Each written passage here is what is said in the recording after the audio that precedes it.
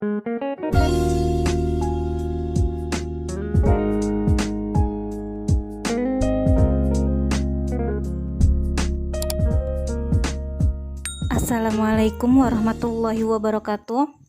Nur Laila di sini, dan kali ini saya akan membahas faktor dinamika kependudukan yang ketiga, yaitu migrasi. Migrasi atau perpindahan penduduk itu kan ada dua macam. Ada migrasi nasional dan migrasi internasional. Untuk migrasi nasional sudah kita bahas di video sebelumnya, dan di video ini kita akan membahas migrasi internasional. Migrasi internasional itu sendiri merupakan perpindahan penduduk dari suatu negara ke negara yang lain. Nah, migrasi internasional itu terbagi atas 4 macam. Yang pertama ada imigrasi, yang kedua ada emigrasi, yang ketiga ada remigrasi atau repatriasi, dan yang terakhir ada deportasi. Kita akan membahasnya satu persatu ya. Kita mulai dari migrasi internasional yang pertama, yaitu imigrasi. Imigrasi merupakan datangnya penduduk dari sebuah negara lain ke negara kita.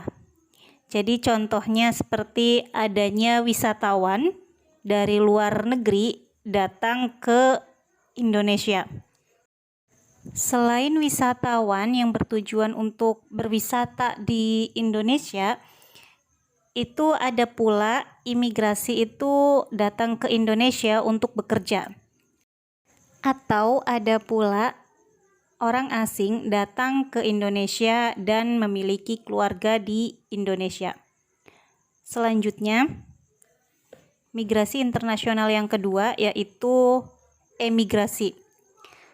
Emigrasi adalah kebalikan dari imigrasi ya. Jadi perpindahan penduduk yang berpindah dari sebuah negara ke negara lain atau keluar negara asalnya. Jadi contohnya itu seperti masyarakat Indonesia yang bekerja di luar negeri menjadi seorang tenaga kerja Indonesia atau TKI, atau juga tenaga kerja wanita atau TKW. Ini biasanya banyak kita jumpai di lingkungan kita. Selanjutnya, migrasi internasional yang ketiga yaitu remigrasi atau repatriasi. Nah, remigrasi itu merupakan perpindahan penduduk dari negara yang ditinggalinya dan kembali ke negara asalnya. Setelah sekian lama dia tidak pulang ke negara asalnya. Jadi contohnya itu ada orang Indonesia yang sudah menetap lama di luar negeri, kemudian ia kembali pulang ke Indonesia. Jadi untuk lebih mudah diingatnya, imigrasi itu berasal dari kata in, yaitu artinya masuk. Jadi ada orang luar negeri itu masuk ke dalam negeri kita. Kemudian kalau emigrasi, atau exit, itu berarti orang yang dari dalam itu dia pergi ke luar negeri. Kemudian yang ketiga, remigrasi, berarti kembali. Jadi dari dalam negeri kemudian ia keluar dalam jangka waktu tertentu, kemudian dia kembali lagi ke dalam negeri. Kemudian migrasi internasional yang keempat itu ada deportasi.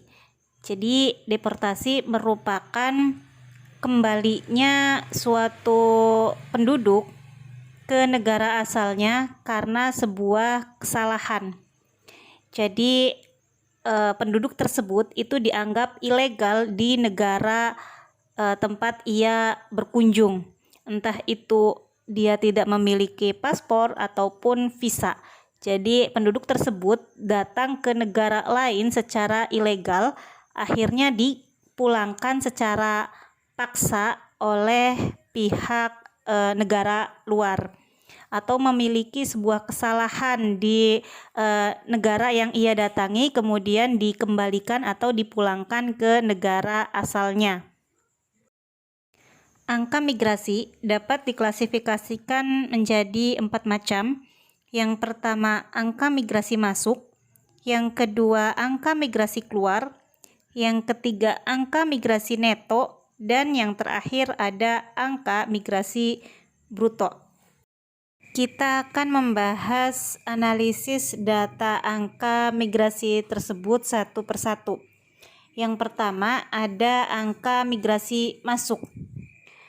Angka migrasi masuk menunjukkan banyaknya migran yang masuk per 1000 penduduk di suatu daerah dalam periode waktu tertentu.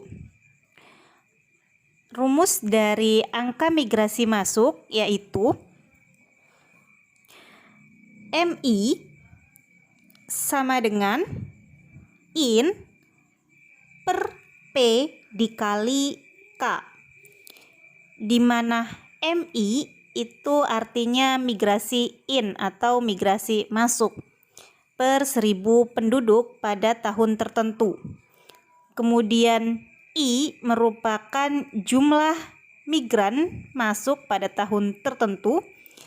Kemudian P merupakan jumlah penduduk dan K merupakan konstanta yang bernilai 1000 atau ketetapan yang bernilai 1000. Selanjutnya angka migrasi keluar, di mana angka migrasi keluar itu menunjukkan banyaknya migran yang keluar per 1000 penduduk dalam suatu daerah asal pada waktu atau periode tahun tertentu. Nah, rumus untuk menghitung angka migrasi keluar yaitu MO sama dengan O per P dikali K, di mana MO itu artinya migrasi out atau migrasi keluar. O itu jumlah atau banyaknya migran yang keluar. Kemudian P itu banyaknya penduduk di suatu wilayah atau daerah, dan K itu artinya konstanta atau ketetapan yang bernilai 1000. Lanjut yang ketiga, itu ada angka migrasi neto, di mana angka migrasi neto merupakan selisih antara banyaknya migran yang masuk dengan migran yang keluar per 1000 penduduk dalam suatu wilayah pada waktu tertentu. Nah, berikut rumus untuk menghitung angka migrasi neto, yaitu MN sama dengan I dikurangi O per P dikali K, di mana MN merupakan migrasi neto atau migrasi selisih, kemudian I merupakan in atau banyaknya migran yang masuk di suatu wilayah, dan O merupakan migrasi yang keluar dari suatu wilayah, P merupakan jumlah penduduk, dan K merupakan konstanta atau ketetapan yang bernilai 1000. Selanjutnya nih, yang terakhir ada angka migrasi bruto, di mana ini menunjukkan banyaknya perpindahan penduduk per 1000 penduduk di tempat asal dan tempat tujuan si migran. Nah, untuk rumusnya yaitu MG sama dengan I plus O atau I tambah O per atau dibagi P1 ditambah P2 dikali dengan K, di mana MG itu merupakan angka migrasi bruto, I merupakan jumlah penduduk yang masuk, O merupakan jumlah penduduk yang keluar, P1 merupakan jumlah penduduk di tempat tujuan dan P2 merupakan jumlah penduduk di tempat asal dan K merupakan konstanta atau ketetapan yang bernilai 1000. Untuk contoh soalnya akan saya buat di video lanjutan. Sekian video pembelajaran kita kali ini. Mohon maaf jika ada salah-salah kata. Terima kasih sudah mau belajar dengan saya. Assalamualaikum warahmatullahi wabarakatuh.